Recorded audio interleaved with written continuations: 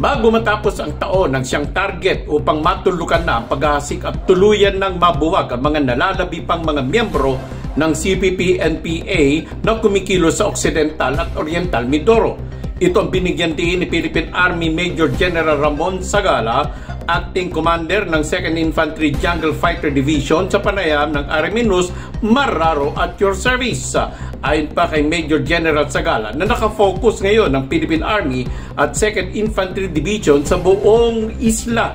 Naisumano nila na sa lalong madaling panahon na yung mga remnants ng CPP-NPA NDF sa Mindoro na sumuko na at makiisa sa pamahalaan. May ilang mga lugar na po sa ibang lalawigan na dineclared na wala na yung mga tinatawag nating mga communist group at medyo nabuwag na. Dito po sa Occidental Mindoro, kailan po ang target o dito sa Mimoropa? We want to target before the end of the year. Kaya nga ang buhos ng ating efforts sa 2nd Infantry Division at ng Philippine Army ay dito sa Mindoro, no? The whole province, the whole island. No? At gusto natin the soonest possible time yung mga remnants ng New People's Army ay maneutralize natin na sila ay mag-surrender na or kung mas gusto natin mag-surrender sila at submit themselves to the folds of the law. Mas mabuti mag-unite tayo imbis na tayo magbuklod-buklod. Sa amin sa Philippine Army, we're designed to fight, pero tayo lahat ay Pilipino.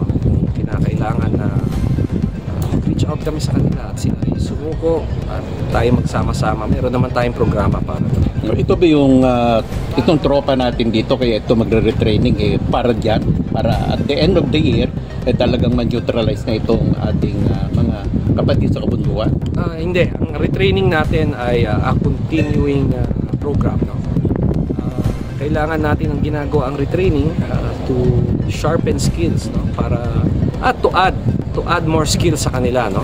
Kasi matagal na sila dito sa area of operations. Importante na sila ay bumalik sa training, makakuha ng mga bagong kaalaman. Yun ang pinaka-importante sa lahat.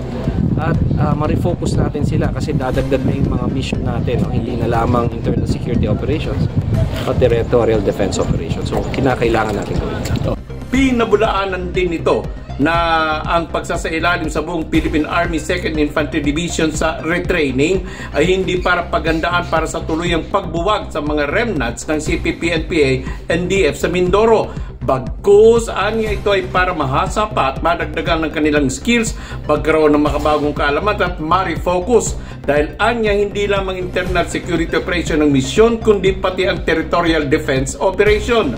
Sumakay na sa C-130 kanina ang buong pwersa ng 2nd Infantry Division matapos ang send-off ceremony ng 68th Infantry Battalion na ginanap sa San Jose Airport, Occidental Mindoro. Manatili pong nakasubaybay at tumutok para sa mahalagang impormasyon, komprehensibong pagbabalita. Paki-like, follow and share at mag-subscribe na rin po sa ating YouTube channel.